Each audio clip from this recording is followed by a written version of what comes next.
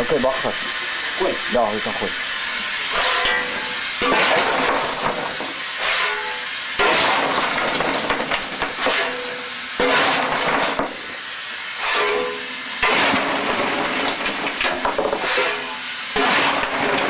Oké, wissel.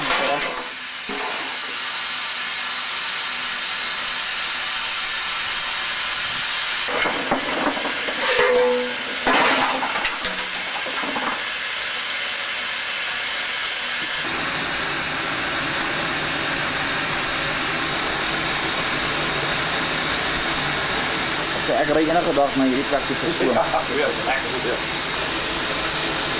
Ja, ek het enige tyd dit waar sy een na haar boer is. Dit raak by moet werk. Dit doen jare is ons die robot ry van die afsit altyd.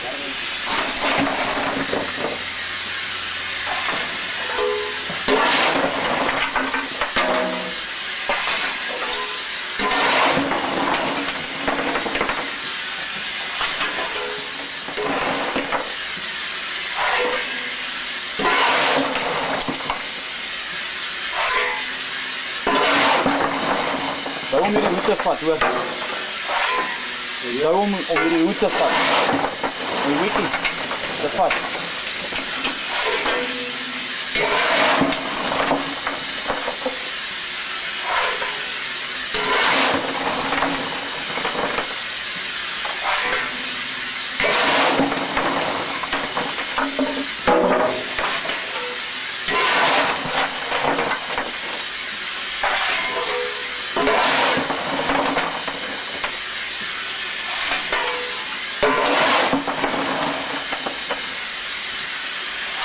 Dan moet jy my net kans.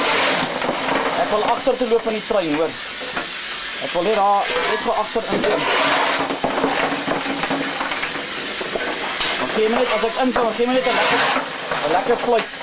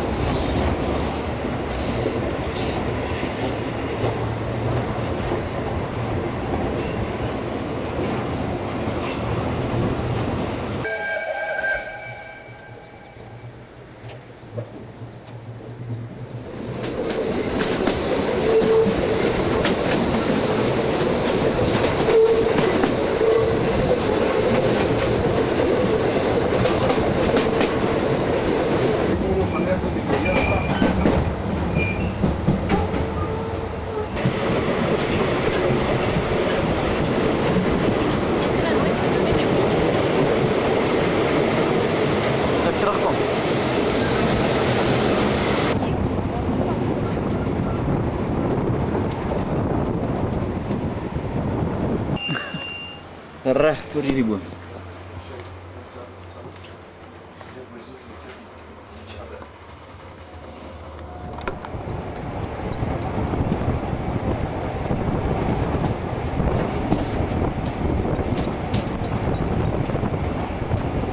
Kyk waar daai ou daai huis van hom gaan bou nie.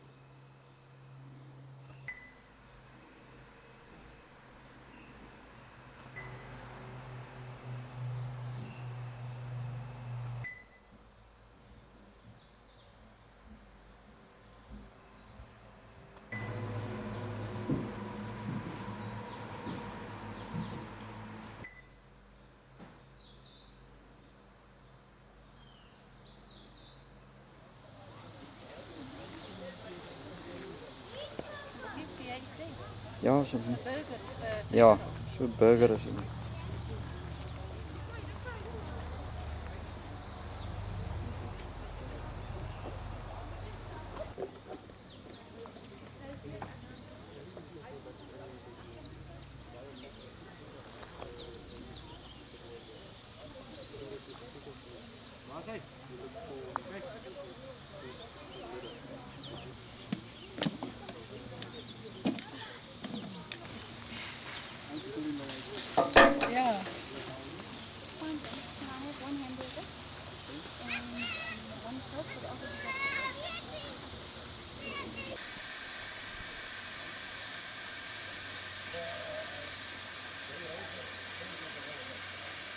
Is het geslapen? Half van die nacht die slaan we erin voor.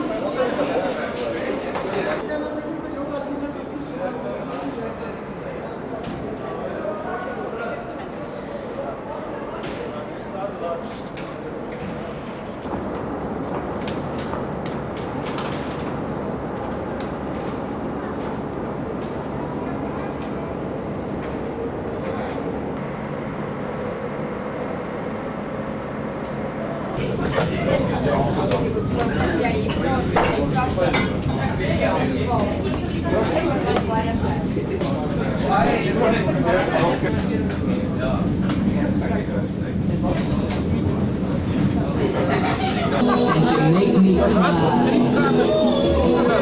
if you leave me, I will surely die.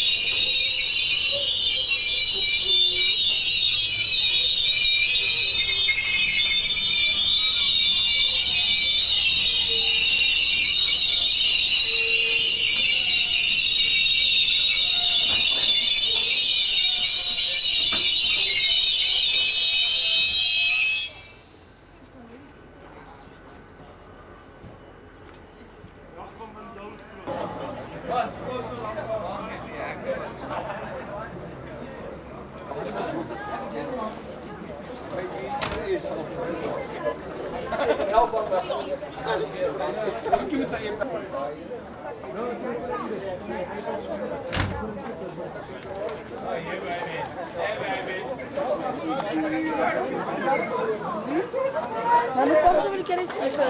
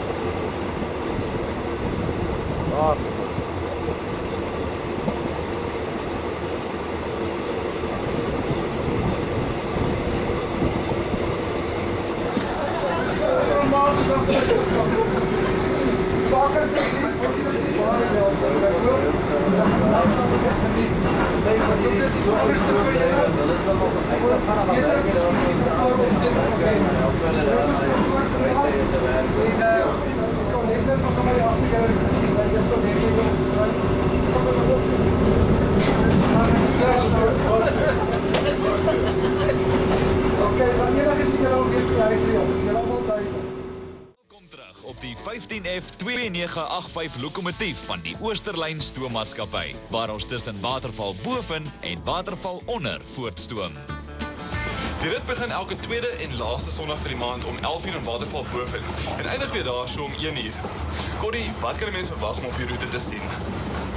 Wel, nou dat ons reeds die historiese stasie van Waterval boven verlaat het, so omtrent 4-5 kilometer verder aan, gaan ons die beton boogbrug sien waaroor die trein gaan beweeg oor die Elandsrivier, wat 'n baie mooi gesig is. En dan op jou linkerkant sal jy ook die historiese brug sien waar die groot treinongeluk in 1948 gebeur het, waar die Mosambiekse mynwerkers met die trein daar afgeval het. En dan 'n bietjie verder aan, dan sal ons eerste tonnel kry na Waterval onder, wat lekker donker gaan wees, jong. En dan net daarna sal ons nou die waterval kry in die Elandsrivier, wat nou van Waterval boven en Waterval onder nou eintlik skei. En dan 'n klein entjie verder, die 5-boogbrug wat in Paul Kreer se tyd is met die tandrad spoorlyn. En dan kry ons ons tweede tonnel af, wat ook lekker donker gaan wees. En dan gaan ons nou die mooi deel deur waar die een spoor bo oor die ander ene loop, aan kan jy maar sê, bo kan die ander ene loop, of tot onder by Waterval onder. Behalwe hierdie roete tussen Waterval boven en onder, is daar ook 'n safari-rit na Hazyview en 'n toeristeroete na Belfast. Ja, sê, ons het net in Waterval onder aangekom en Corrie gaan my nou eers wys presies hoe 'n lokomotief werk. Die Oosterlyn Stoommaatskappy bied ook verskeie privaat opsies vir besighede en partytjies. Ja, kyk, 'n heel vereenvoudige manier om vir jou te verduidelik is dat jy het 'n vuurkus hierso wat die water in die ketel verwarm, en dit gaan onderdruk as die stoom gaan op 'n hoë druk. En dan word dit gereguleer van binne af na jou silinders toe, en dan jou silinders se heen en weer beweging, net veroorsaak deur jou connecting rod dat jou lokomotief in beweging kom, en dit is wat die trein nou laat loop. Stoom is nie net nuttig nie, dit is ook veelsidig. Ons volgende insetsel handel oor die oosterse kookmetode, stoomboot. Dis 'n lekker onthaalidee vir winter. Ons is nog steeds in Waterval onder, waar mens heerlike koffie en koek kan geniet by die Tikkeltraut restaurant. Die restaurant is geleë in die oorspronklike winkel wat die dorpie bedien het. Tussen 1894 en 1908 was hier ongeveer 41 spoornetpersoneel werksaam. Daardie jare het ongelukke hoogtyd gevier en malaria het talle lewens geëis. Dus is hier in 1859 'n hospitaal gebou, wat toe meer pasiënte as die Algemene Hospitaal in Johannesburg gehad het. Vandag is hier net 'n paar ou geboue oor, soos Kreerhof, waar Paul Kreer vir sy laaste maande as president van die Transvaal in 1900 gewoon het. Daarna is hy Nelspruit toe, waar hy in 'n trein gebly het, totdat hy via Maputo, Europa toe is. Advertensietyd, maar wanneer ons terugkom, verander ons 'n gewone stort moeiteloos in 'n heerlike Pamperlang stoombad. Dis Pasella en ons kuier in Mpumalanga, waar Paul 'n stoomtreinrit geniet het van 'n waterval boven na waterval onder. Ons is nou terug in waterval boven by die lokoterrein, waar lokomotiewe herstel en gerestoreer word. Corrie, hoe ingewikkeld is dit om hulle aan die gang te hou? Paul, ja, as ons nou na hierdie ou lokomotief kyk, hy staan al van 1976 voor Nelspruit se stasie. Nou as ons kyk om hom te restaureer en te onderhou is, nommer 1, ons groot belangrikste ding is om die ketel se toestand en veiligheid te bepaal, en dit word ook gedoen deur 'n ketelinspekteur wat hom kom nasien, en daarna as dit goedgekeur is, dan kan ons met die restaurasieproses begin. Daar is baie parte wat moet vervang word wat nie heel dikwels beskikbaar is nie, soos penne en buste en daai tipe goed. Ons vervaardig dit sommer self in ons masjienmeerkamer op die loke. Die rede hoekom ons hierdie depo nog steeds gebruik is omdat dit die oorspronklike depo was vir in die dae van stoom tussen die Witwatersrand en die Laagveld, en ons het nog al die ou fasiliteite tot ons beskikking om die werk te doen. Om 'n lokomotief te restaureer is nie 'n dag se werk nie, maar hier is iets wat jy sommer vinnig stoom kan gee. Stoom mense ontspan na 'n lang dag se werk. Maar nou is dit eers terug na Griet, Margaret en Jan Wintervogel. Toe maar, dis nie die name van 'n paar lokomotiewe. Paul, ja, dit is nogal interessant, die lokomotiefname. Jy weet, hy is vervaardig deur die vervaardigers slegs met 'n nommer, wat belangrik is, maar dit het 'n tradisie geword in ons land dat die lokomotiewe vrouenname moet hê. En baie van die drywers het dit vernoem na hulle vrouens, en baie van die lokomotiewe is selfs vernoem na senior personeel of spoornet se vrouens. Behalwe nou as ons terugkyk in die 1900s by Paul Kreer se tyd, het die lokomotiewe gewoonlik plekname of mansname gehad, soos byvoorbeeld Jan Wintervogel, die Republiek, Jan van Riebeeck ensovoorts. Dankie Corrie. Dit was net 'n knertsie van die geskiedenis en die mooi omgewing hier in Waterval boven en onder. En die mense wat hier woon, sê 'n groot deel van die geskiedenis van die lokos lê in die klank van kore. Wel, ek groet. Julle kan nog 'n bietjie rus, want môre is Maandag en dan moet die engines weer vol stoom. Totsiens. Stoomtreinrit tussen Waterval boven en Waterval onder. Die stasiemeester hang die okasie aan die groot klok op. En die masjinis gee die enjin so ligte kappie in die lies. En die eysterperd runnik gewillig. En dan begin dit gebeur.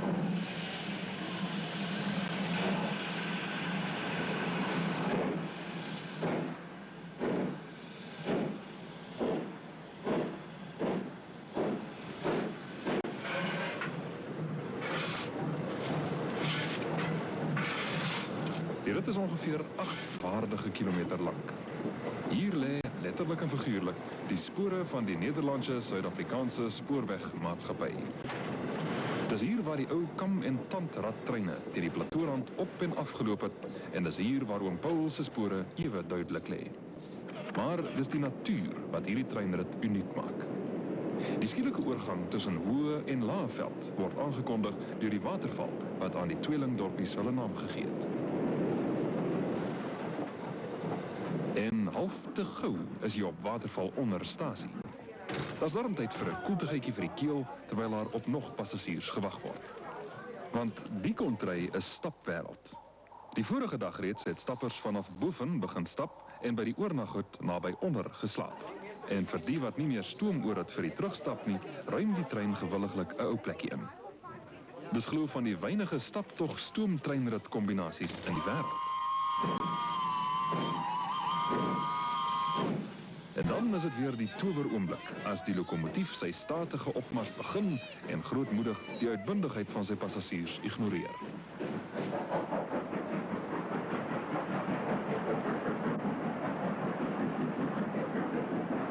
Om deel van die stoomtreinrit te wees is 'n unieke ervaring. Maar om trein teen krans van 'n afstand af te bewonder, laat 'n mens tegelyk klein en groots voel.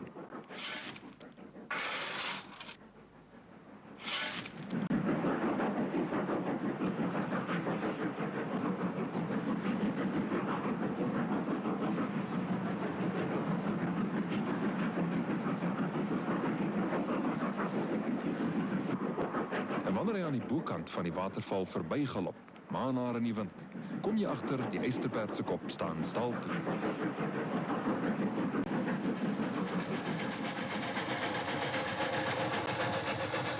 En dan, amper soos 'n versamelaar se speelgoedtreintjie, sweef hy om die vers te draai. Maar kom hy nader, ruik jy brute krag. En terwyl die enjin sy asem terugkry, weet hy, baie van hulle is volgende week weer terug.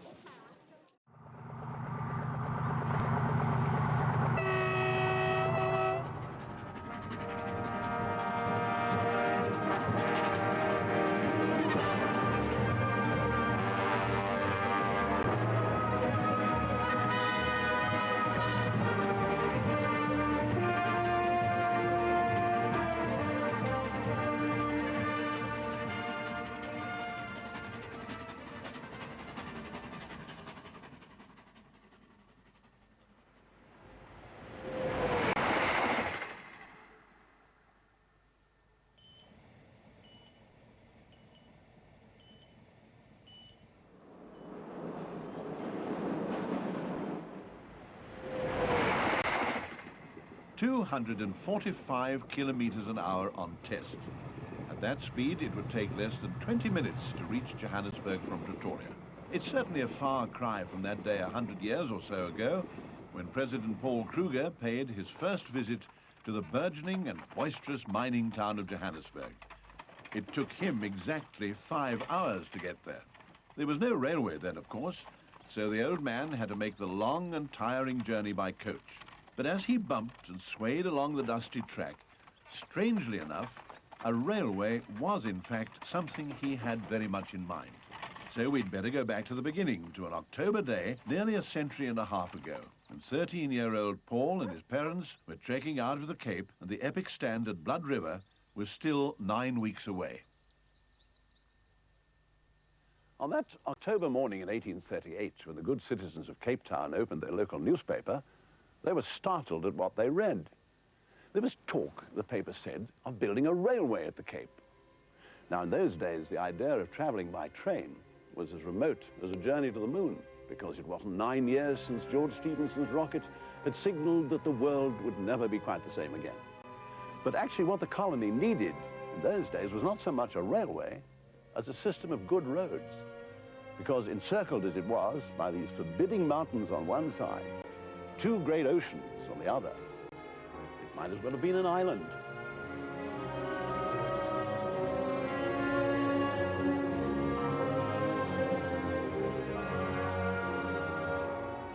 And as one year melted into another, the feet of struggling beasts trod a primitive wagon road up the forbidding kloof. The highway in the sky, they called it. But it was a way out of the coastal plain, and for the next 100 years or so, the only one there was. Yet for those hardy souls who'd ventured beyond the encircling mountains, the outlook was bleak indeed. Even when they reached the plain, things were little better. What should have been a simple business of getting from one side of the Cape Flats to the other was fraught with such peril that wagon after wagon became bogged down in a morass of sand. At last, towards the end of the 1840s, there came a change. And with that change, we find emerging the great names to herald the golden age of road building. Names like Montague and Mitchell, Andrew and Thomas Bain, piercing one mountain barrier after another, bursting out of the shackles of centuries, to emerge at last on that great plateau we call the Karoo.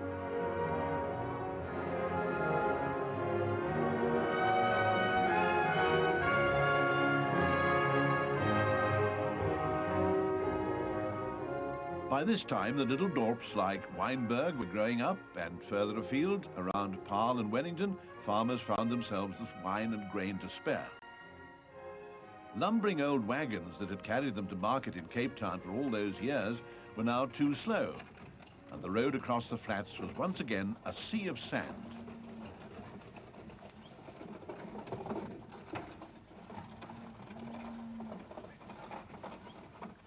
If only the colony had been blessed with a navigable river like the Mississippi, how very different things might have been.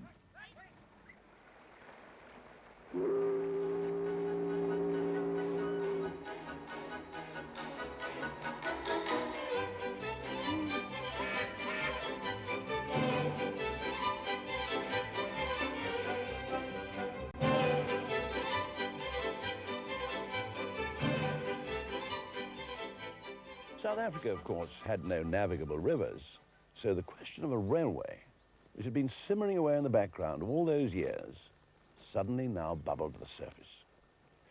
And on a famous day in 1857, the governor, who was Sir George Grey, the governor was instructed to go ahead with plans for the construction of a line to Wellington. Enter now William George Brownger. Now, he'd been sent out from London by a group calling itself the Cape Town Railway and Dock Company to survey the proposed line. He was 37 years of age when he stepped ashore in 1857. A man of vast experience, he'd distinguished himself in the London to Birmingham Railway, and he'd been responsible for a lot of the construction of the Crystal Palace. Well, he lost no time in starting his survey, and the upshot was that his firm in London was awarded the contract, and that was to build a railway line from Cape Town to Wellington, passing through Stellenbosch and Paarl, a distance of about 72 kilometers. It was to be built to the British standard gauge of 4 feet 8.5 inches, which is 143.5 centimeters. And incidentally, that was the width of the ruts left in the Roman roads in England and in Europe by the Roman military carts. Now, the contractor's name was Pickering, and he was given about 2.5 years to complete the line of 72 kilometers. The first thing they did was to launch the line with all the panoply of a royal occasion. On one of the wettest days of the year, the governor and about 6,000 others arrived for the ceremony. In spite of the pouring rain, Sir George dutifully dug up a sod with his silver spade, and then, as 21 guns thundered their salute, he tipped it into a wheelbarrow and trundled it past the cheering crowds. When Pickering was ready to start work, he soon found that the local labour was hopelessly inefficient. So he decided to bring out from England some 300 navvies to do the heavy construction work. And what a tough bunch they were. And what's more, they even dressed the part. Whacking great boots, thick soles with metal caps. The trousers, Rurel brown moleskin, tied with string below the knees. In winter, they wore a sort of a pea jacket. In summer, they worked stripped to the waist. And how they could work, the genuine ones, that is. But their ability to work was only matched by their ability to drink. Sink their own weight in booze. That's the story that used to go around in those days.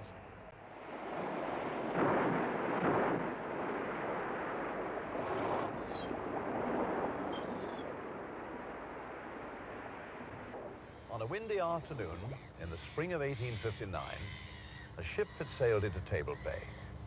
She was the brig Charles, and on board was something that to the people of Cape Town must have seemed as mysterious as something from outer space. It was a dismantled railway locomotive, and with it came the man who was to assemble it and to drive it. His name was William Dabbs, South Africa's first engine driver. This is what the engine looked like. In fact, this was the actual engine, built by his employers in Scotland all those years ago, and taken apart, shipped out to the Cape, and then reassembled by Dabbs down in the docks on wooden rails, and then trundled through the streets of Cape Town to what was known as the Grand Parade. Now, those early years must have been very unhappy ones for all concerned, because there seemed to be constant squabbling between Pickering and the company. You see, he was getting further and further behind in his work. In fact, he'd used up most of his contract time in laying the first 3 kilometers of track. Then came a nasty squabble over money. The upshot was that Pickering downed tools and fired most of his navvies. The company retaliated by saying that they would take over the plant and finish the job with Brownger in charge. Well, things came to a head when Pickering threatened one of the company's officials with a revolver. And this led to a free-for-all between the company's navvies and those still loyal to Pickering. And Pickering's gang then went on the rampage and tore up sleepers and track and built barricades and derailed one of the company's locomotives. And to crown it all, they then raided a canteen, drank themselves into a stupor.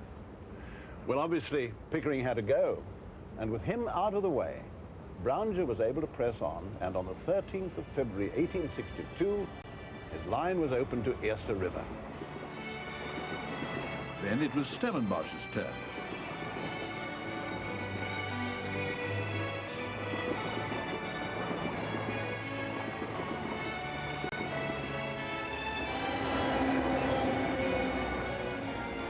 One year later, Brownger had a train steaming into Paarl.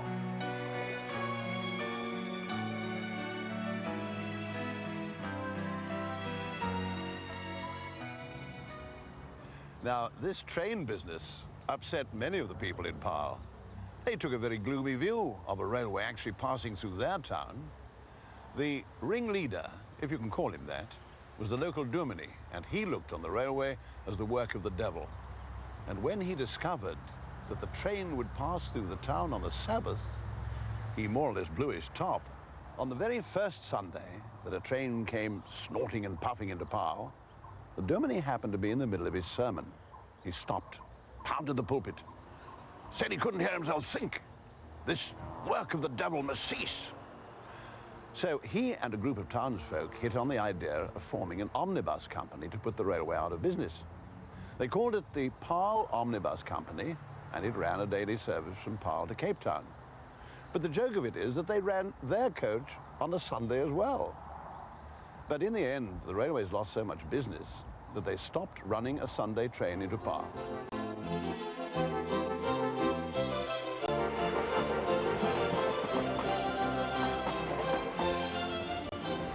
Despite all the hold-ups, Brownger pushed ahead. And shortly after midday on the 4th of November 1863, 4 years after construction had started, a flag-bedecked train with the governor on board and a host of VIPs, driver Dabbs proudly at the controls, puffed into Wellington Station. Brownger's line had reached its journey's end at last. As the locomotive came to a stop, there was a loud cheer. Staid townsfolk threw their top hats in the air with great abandon.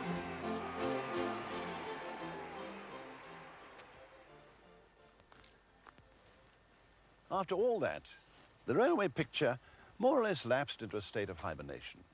Admittedly, there were some far-sighted people who dreamt of the extension of the railway further inland, perhaps to Worcester, perhaps even further.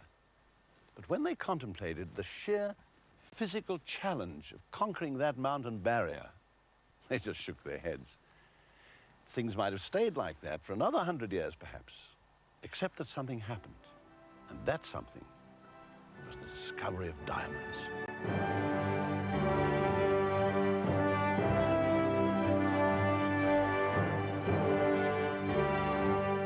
That chance discovery on the banks of the Vaal River was to change everything, for it heralded the greatest diamond rush of all time.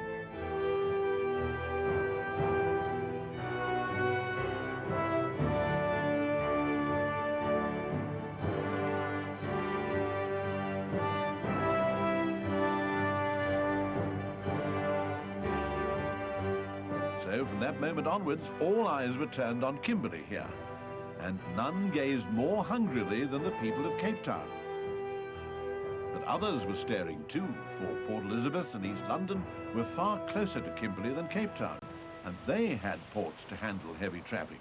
Meanwhile, the demands for any form of transport to the diggings burst on the Cape Colony like a bomb. And so from Cape Town and Port Elizabeth and East London, the wagons and carts and coaches rolled inland in one long, unending stream.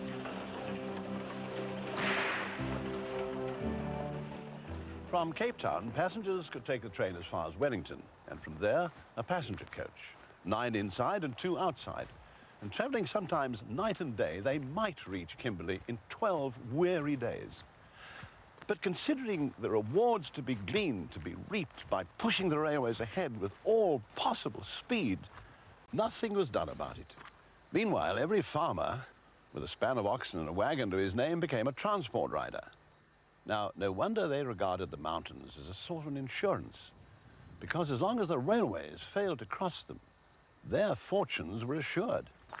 Then in 1872, 6 years after that first flush at Kimberley, something happened that was to shake the complacency of the colonists. The Cape Colony was granted responsible government, and then things began to happen. The colony's first Prime Minister was Sir John Maltino. He was a man of great vision, and in Parliament he outlined a plan for a network of lines converging on Kimberley from Cape Town and Port Elizabeth and East London.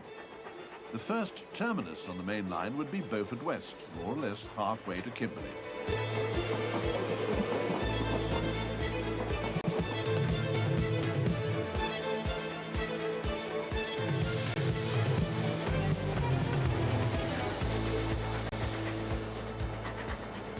By having railways, he insisted, we'd benefit our neighbours also.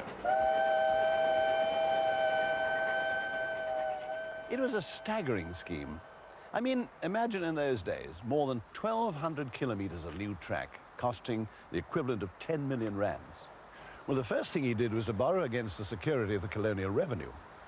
Then he bought that private line from Cape Town to Wellington, gave the green light for the extension to Worcester. That's how the Cape Government Railways was born. But that age-old problem of crossing the mountains just wouldn't be wished away. Would a suitable route ever be found? Well, there's only one way to find out. Go and have a jolly good look. And that's what he did. He sent a man with much experience. His name was Thomas Hall.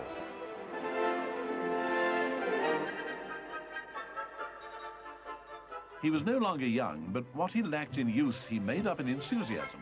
For weeks he scrambled up and down the mountains and tramped through the valleys.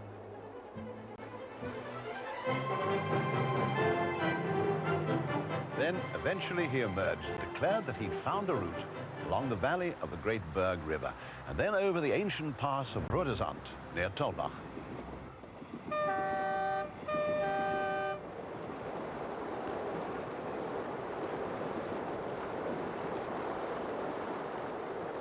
After that, he proposed to follow another valley, the Breda Valley, all the way to Worcester. Well, it was a long way round, and there was a problem. You see, because of the many steep curves involved, Hall wanted to reduce the standard gauge of 4 feet 8.5 inches to 2 feet 6 inches. That's just over 70 centimeters. Well, Parliament was horrified because it would have meant scrapping the existing track. So they called in Brownger. He was the colonial engineer by this time. They called in Brownger to arbitrate. And he sat down and he thought about the problem, and he came up with his decision. Let's split the difference, he said. Let's make it 3 feet 6 inches. So, 3 feet 6 inches, that's 106.5 centimeters it was to be, and 106.5 centimeters it is to this day. Now, as far as the existing track was concerned, well, that was quite easy. As a temporary measure, they could just lay an extra rail inside the existing lines. By this time, of course, the line was well on the way to Worcester, but the great challenge lay ahead. It was this, the Hex mountain range, at once forbidding and defiant. On winter nights, when the moonlight glistens on the snow, people will tell you that the Hex, or witch, is abroad, roaming the mountain tops, searching for her loved one who fell to his death up there long, long ago.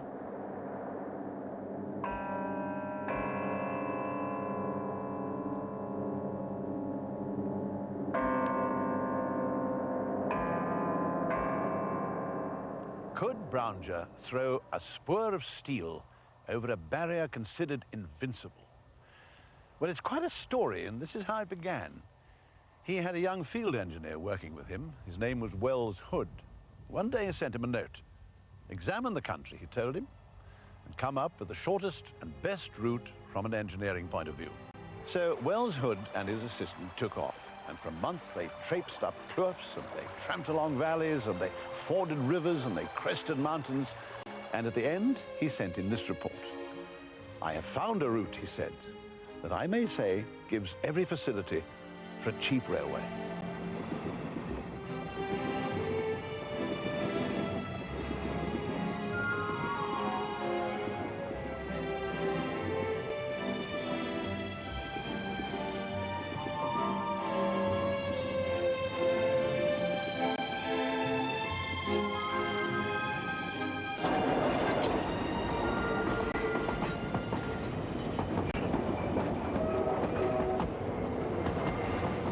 They'd found a route at last. The path that Brounger followed is the one we use today, to the railhead at Worcester. He drove his track up the Hex River Valley, zigzagging as he went. He drove tunnels through mountain spurs, and he built bridges over ravines.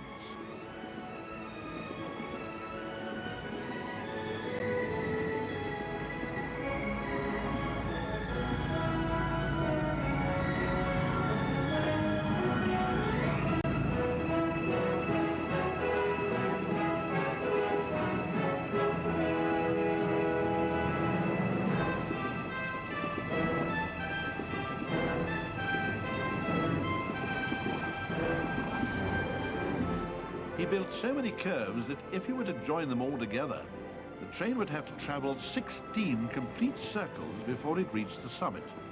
And to prevent friction on those steep curves, they had to grease the rails, and what's more, they still do. Even today, we still marvel at what Brounger did. In a distance of less than 80 kilometers, he lifted the line from Worcester here to an altitude of nearly 1,000 meters to bridge the Hex River Mountains.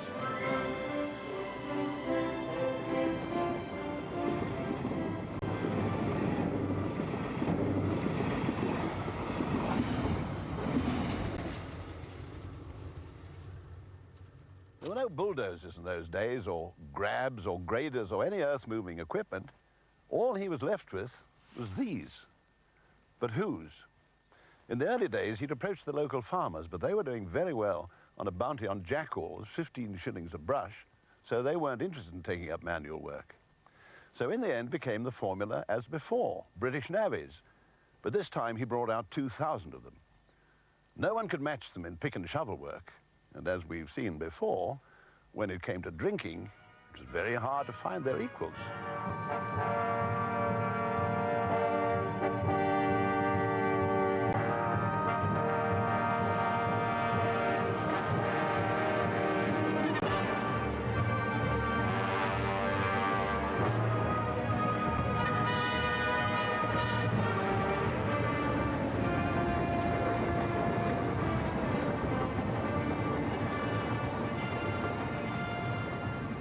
Now there stretched before them a vast plateau, a wilderness, the Karoo.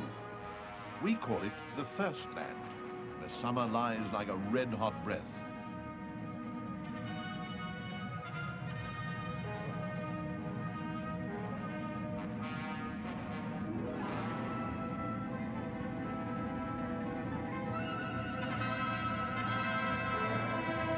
The first people of Africa called it the land without water, a dry ocean where dinosaurs 200 million years ago once ruled the ancient swamps. To the navvies, conditioned to the green fields of home, it must have seemed as if they'd landed on the moon. Everywhere they looked, the vast panorama of desert reached out to all eternity, and the sense of isolation both shattered and dismayed them. And yet, now that they'd reached the flat Karoo, they were able to forge ahead.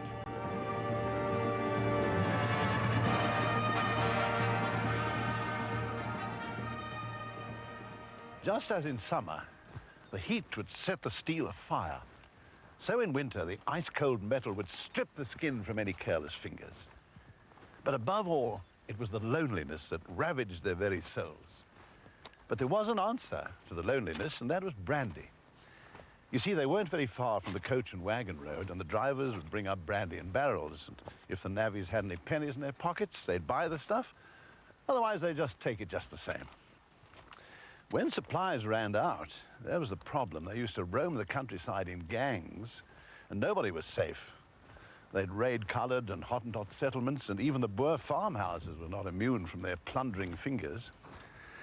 But if no brandy was forthcoming, well, they wouldn't think twice about smashing the farmers' windows or even molesting their womenfolk.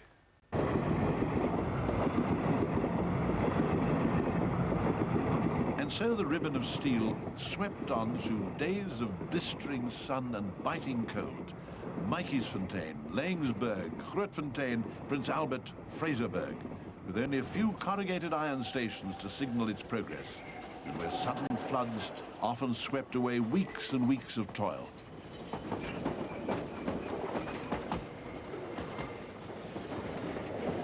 And then, on a scorching February day in the year 1880, 3 trains steamed into the tiny oasis of Beaufort West.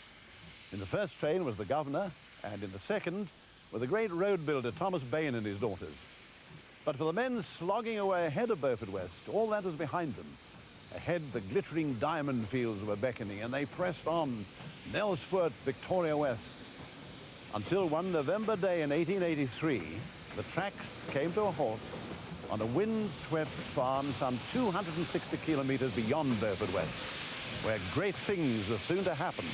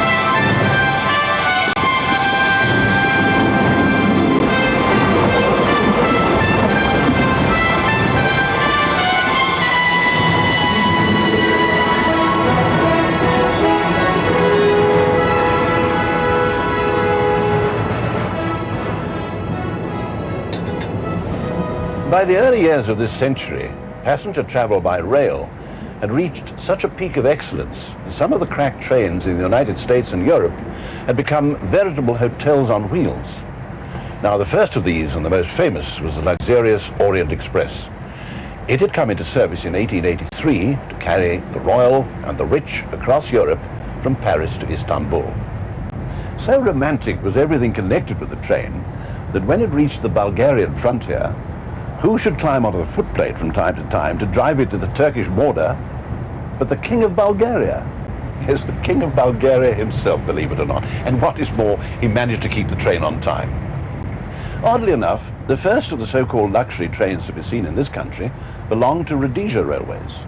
Built about 1901, they went into service on the long and exhausting haul between Cape Town and Bulawayo. From time to time, they ran excursions to the Victoria Falls, and so they became known as the Zambezi Express.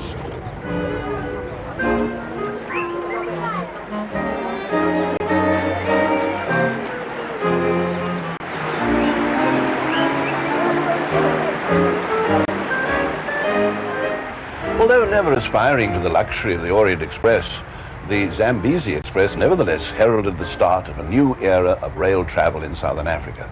Up to that time, Cape Town had never seen such luxury. I mean, just think of it. Apart from sleeping compartments, there were oak-paneled buffet, dining and smoking cars. There was even a card room and a small library. There were red leather settees and armchairs. There were washrooms and showers and toilets. By this time, of course, the United States had her own legendary trains with Pullman and plush private cars for the famous and the well-to-do. One Thursday morning in 1923, a crack luxury train pulled out of Johannesburg station, southbound on its maiden run. Less than 30 hours later, it steamed into Cape Town docks to link up with the mail ship just about to sail for England. Incidentally, on its southbound run, the train was known as the Union Limited, but on the return journey, it was known as the Union Express.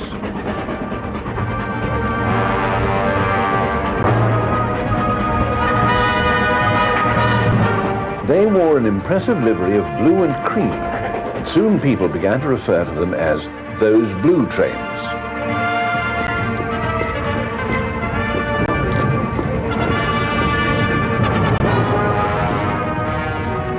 And yet it wasn't until 1946 that the Union Limited and the Union Express became officially the blue train.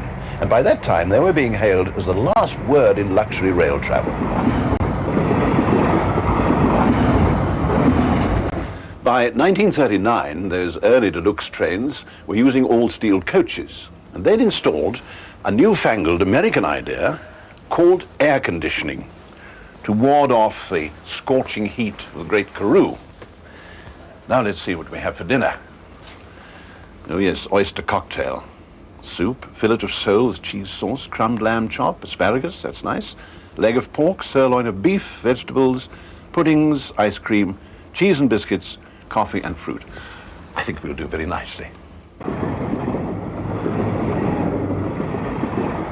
The first train meal was served on a South African train way back in 1885. It was prepared in a kitchenette and brought to the compartment. It took another 17 years for a dining car to appear on the scene. Then you could sit down and eat your meal in real style. But remember, that was over 80 years ago. One wonders what those passengers would have thought of today's luxury blue train. The ride is superbly smooth and silent, due of course to the insulation and the air-sprung bogies running mostly on welded tracks.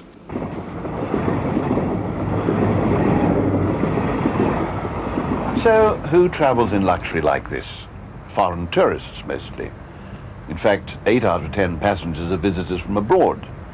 And many of them travel thousands of kilometers to do just this, experience the journey of a lifetime. Outsmarting, so we've been told, even the refurbished Orient Express. And we've heard of an American who's done more than 100 trips to the Blue Train. Well, someone once wrote a little song of praise, sent it to the system manager, and it went like this. After dining in great comfort, you stroll along to bed to find it's been made ready while you were being fed. Blue pillows and blue blankets, the sheets are blue as well. You've never had such luxury, if you the truth would tell. You cannot feel the motion, nor can you hear a sound. In fact, it's the dream train we think at last we've found. So travel by the Blue Train. It's well worth the extra fare. You'll step off clean and smiling. There is no wear and tear. How's that for a nice commercial? But while we're speeding through the night on almost silent wheels, it's very easy to forget, of course, there are other ways of going places. By this time, the railways have begun to organize special trains and tours for visitors. The chief steward on one of these trains records that the Americans were the most appreciative travelers of all and were particularly impressed with the catering on South African trains. He remembers on one occasion the Americans carried the chef shoulder high through the saloon in appreciation of his culinary expertise. Perhaps even more ambitious than their films was a series of paintings the publicity department commissioned to appear in prestige publications overseas.